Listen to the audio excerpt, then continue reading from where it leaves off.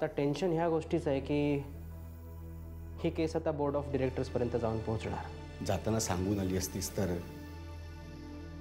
तुझे आभार तरी मानता आले असते नाही का? शारदा, मी तुझी ओळख माझी बिझनेस असोसिएट अशी मुद्दामूनच करून दिली.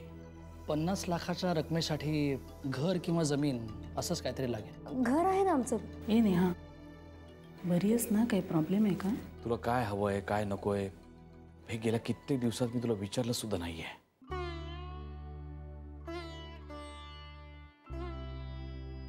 आत्ताच मी तिला झोपेचं इंजेक्शन दिलेलं आहे, त्यामुळे निदान 6-7 तास तरी तो झोपूनच असेल.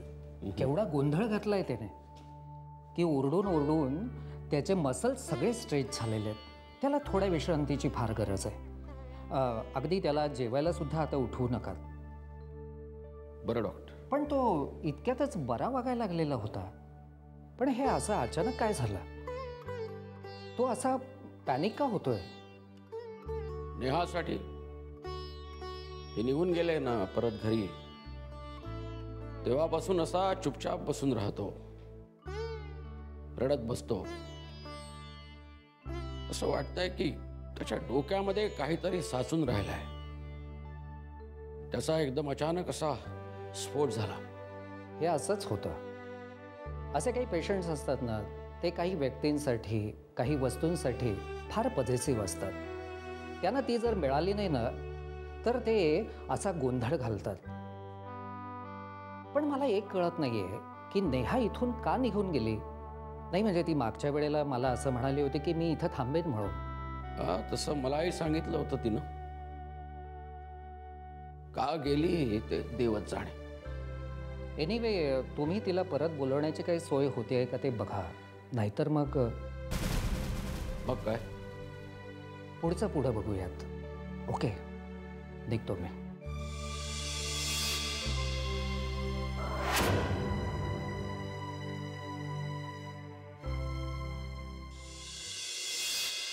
गाय झोपली गोठ्यात घरट्यात चिवताई,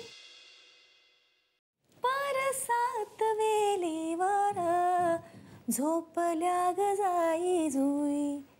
मीठ पाकळ्या डोळ्यांच्या, हो मीठ पाकळ्या डोळ्यांच्या, गाते तुला मी अंगाई.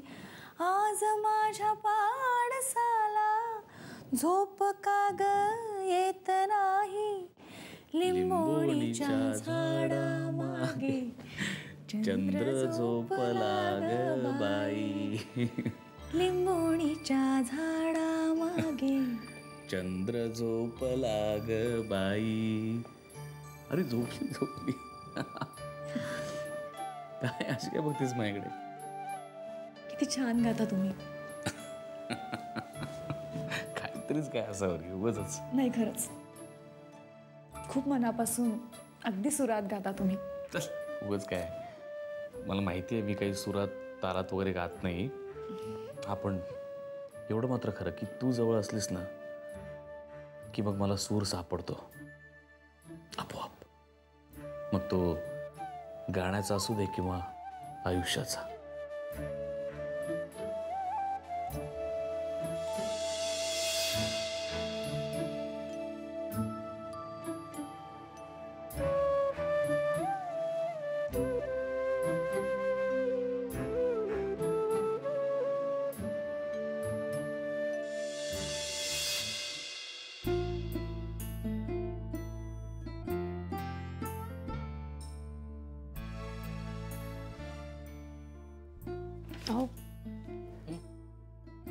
एक विचारू? विचार. ऐका ना, आदित्य आणि हर्षदाचं काम होईल ना? होऊ शकतं, पण काय? कसं आहे संयोगिता, घर जरी आदित्याच्या नावावर असलं तरी त्याला तुझ्या दादाची परमिशन घ्यावंच लागणार आहे. त्याच्या नो ऑब्जेक्शन सर्टिफिकेट शिवाय आदित्यला घरावर लोन घेता येणार नाही. आणि तुझ्या दादाचा स्वभाव आपल्याला सगळ्यांना माहिती आहे. तो त्याला NOC देईल की नाही सांगता येणार नाही. पण समजा दिली तर काय लोन लगेच मिळेल. पण खरं सांगू संयुक्ता, आदित्य आणि हर्षदा खूपच मोठी रिस्क घेत आहेत असं मला वाटतं. अर्थात त्याशिवाय बिझनेस पण होऊ शकत नाही म्हणा. बघू.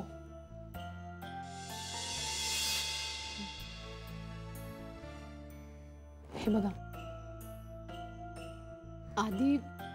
आधी पहिल्यांदा स्वतःच्या इच्छेने आणि स्वतःच्या बळावर काहीतरी करण्याचा प्रयत्न करतोय.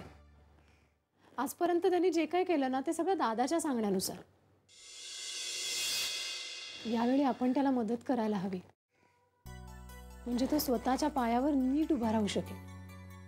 हे बघ, माझ्याकडून जेवढी मदत होईल तेवढी मी करणारच आहे त्याला. फक्त ते NOCचं काम व्हायला हवं, नाहीतर प्रॉब्लेम होईल. पण मला वाटतं दादा देईल NOC. कशावरून? कसं आहे, आधी जरी दादाशी बोलू शकत नसला ना तरी हर्षदा तशी नाहीये. ती नक्की दादाकडून NOC काढून घेईल. ती मला बऱ्यापैकी कॉन्फिडंट मुलगी वाटते. मला वाटतं आधीच्या या डिसिजन मध्ये तिचाच पुढाकार असावा. असायलाच हवा. म्हणतात ना, प्रत्येक यशस्वी पुरुषामागे एक स्त्री असते. तसंच असेल. म्हणजे माझ्या मागे जशी तू आहेस तशीच त्याच्या मागे हर्षद आहे. काय?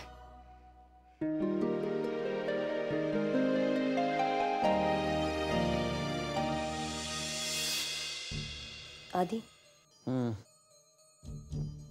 कसला विचार करतोयस? तोच ज्याचा तू विचार करतेस. कसं होणार आपलं? आधी काहीतरी करावं लागणारच आहे आपल्याला.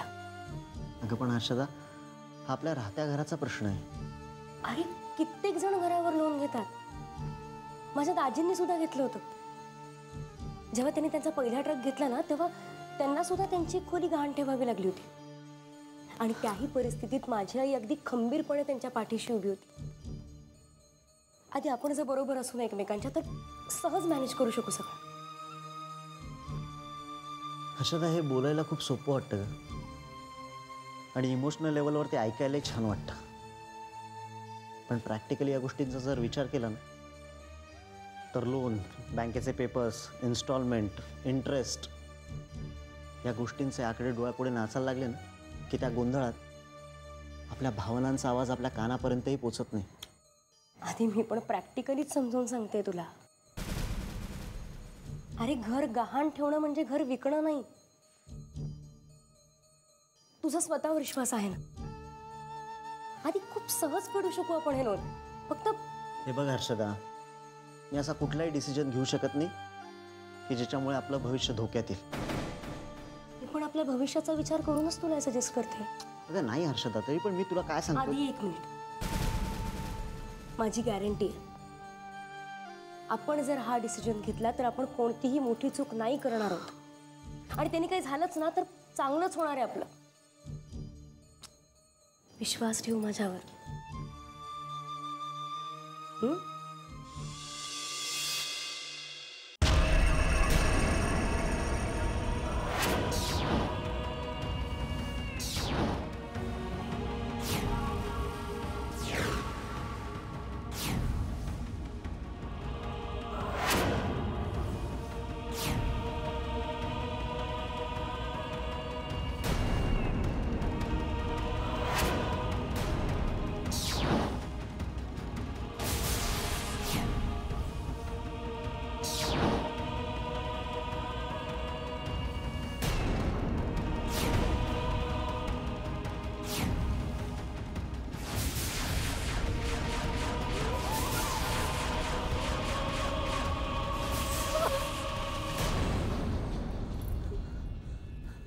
नेहा,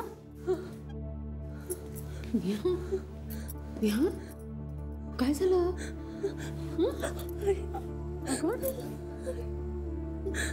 काय झालं काय नेहा?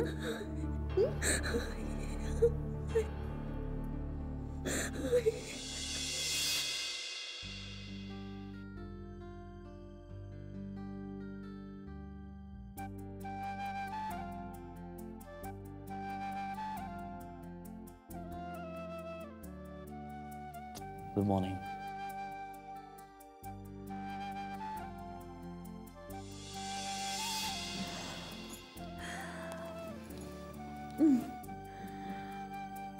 गुड मॉर्निंग या शब्दाचा अर्थ आज मला कळला. अशी मॉर्निंग जर अशी होणार असेल ना, खरंच मी उद्या मरायला तयार आहे. सॉरी. काय काय बोलतेस तू? हे मी इथे तुला इतक्या प्रेमाने गुड मॉर्निंग करतोय आणि तू मनाच्या काही गोष्टी करतेस. तुला माहितीये तुझ्या विरहाचा विचार सुद्धा मी सहन नाही करू शकत. मी नाही जगू शकत तुझ्याशिवाय. असं नको बोलूस प्लीज. बरं, सॉरी, नाही बोलणार. प्रॉमिस? प्रॉमिस. पण हा सगळ्यात महत्वाचं, मी आज ऑफिसला दांडी मारायचा विचार करतोय. का? काम काय कधी करता येईल का? आणि मी सतत कामच करत असतो. पण या कामाच्या रगाड्यामध्ये तुझ्याकडे, देवयानीकडे लक्ष द्यायला वेळच नाही मिळत. सो आज मी ठरवलं की आज नो ऑफिस, नो काम, दिवसभर घरी थांबायचं. ओनली घर, बायको आणि मुलगी, दॅट्स ऑल. घरी बसून करायचं काय नुसतं? वेळी दिवसभर घरी नाही बसायचं. संध्याकाळी बाहेर जायचं ना फिरायला. देवयानीला बाबा गाडीत, अरे हा ती बाबा गाडी आणायची तिची, ती आणू आधी सगळ्यात पहिल्यांदा. चल आटप लवकर उठ. नाही पण मला नाश्ता वगैरे तयार करायला वेळ लागेल ना अजून जरा. ते तू करच, मला खूप भूक लागली आहे. तू पटकन उठ, फ्रेश हो, आवर, नाश्ता तयार कर. मी हॉलमध्ये बसलो. चल चल चल उठ उठ उठ उठ. एक सेकंड. तिथे जाऊन काही फायदा झाला का? काय बोलली का ती?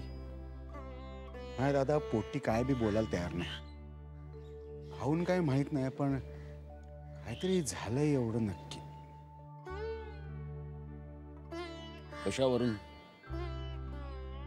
दादा माझ्या डोळ्याला डोळा भिडून बोलत नव्हते आणि बोलताना डोळ्यात पाणी बी होतं. तिथे ती रडते, इथे शार्दूल रडतोय. काल तर त्याने रडून रडून डोक्यावर घेतले घर. सारखं नेहा नेहा.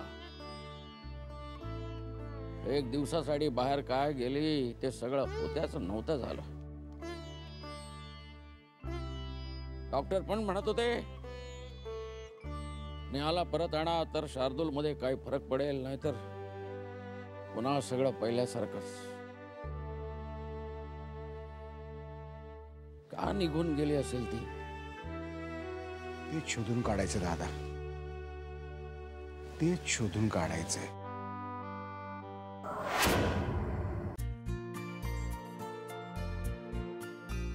नाश्ता घ्या. काय आहे? उपमा. उपमा? तोही तुझ्या हातचा? ओ हो हो हो. मला खूप आवडतो, खूप. रोज दिलास ना तरी खाईन.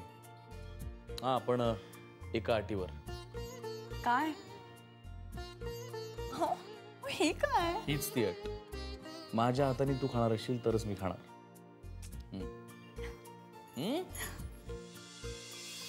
शाबास. बरं मॅडम, आजचा पूर्ण दिवस मी घरी आहे, तेव्हा आज स्वयंपाक मी करणार. काय? एवढं घाबरायला काय झालं तुला? हा, तुला काय वाटलं मला स्वयंपाक येत नाही? हा 4 वर्षाचा असल्यापासून चुलीवरच्या भाकऱ्या करायला शिकलाय तुझा नवरा. एकदा खाऊन बघ माझ्या हातचं. जेवणाबरोबर स्वतःची बोट पण खाशील. नाही नाही, पण मी घरी असताना मी तुम्हाला अजिबात स्वयंपाक करून देणार नाही. अगं पण तू काय मला जबरदस्ती करतेस का? मी स्वतःहून करतोय ना. अहो नाही, पण नाही, काही नाही, मी तुझं काही ऐकणार नाही. आजचा स्वयंपाक मीच करणार.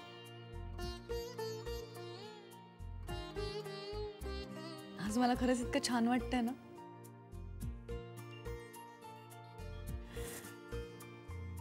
असं वाटतंय की मी एखाद्या स्वप्नातच आहे आणि हे स्वप्न कधीही तुटू नये.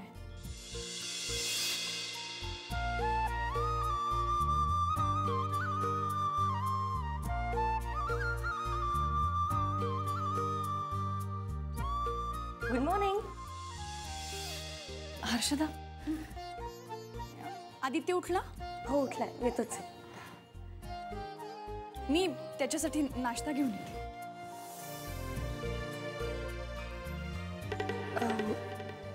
वहिनी मी पण येते.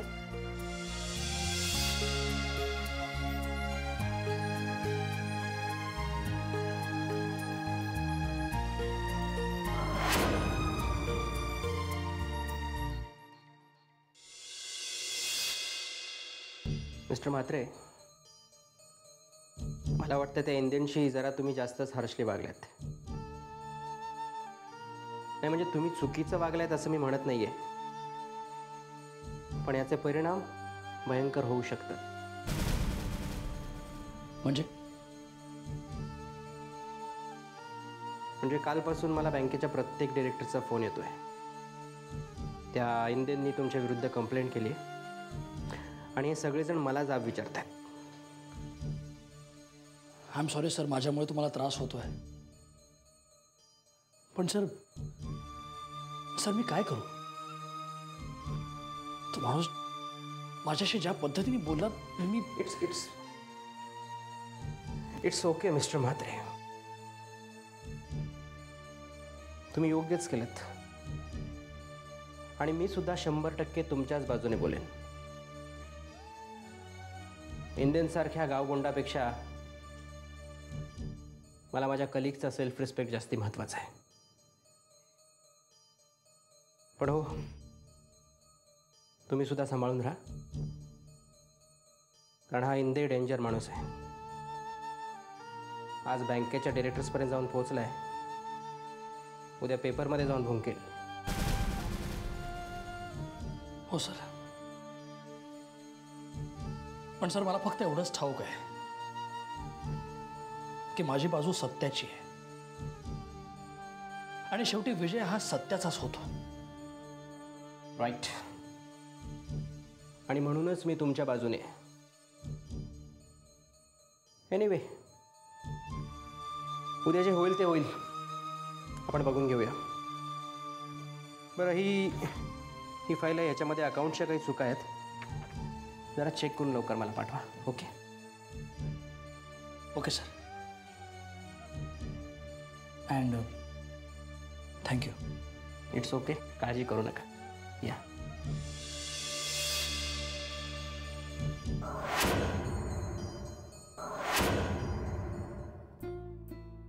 नेहा, चहा.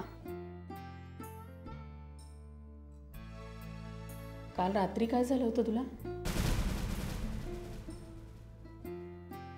काही नाही, स्वप्न पडलं असेल बहुतेक. कसलं स्वप्न?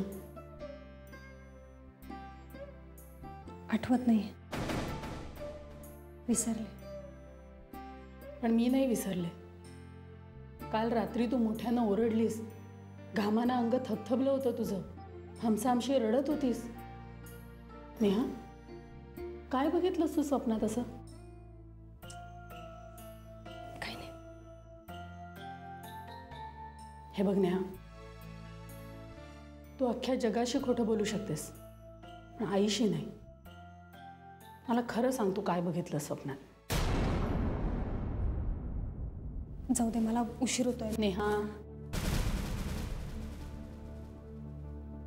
हे बघ आई, मी पोलिसात काम करते, तेव्हा मला नको त्या गोष्टी बघाव्या लागतात कधी कधी, आणि त्या सहजासहजी नाही विसरता येत. मनात घर करून राहतात आणि मग अशा स्वप्नात येतात.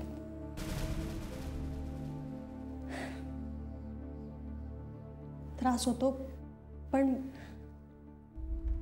तू काळजी करू नकोस. मी हे सगळं विसरण्याचा प्रयत्न करेन. मला उशीर होतोय, मी तयार होते.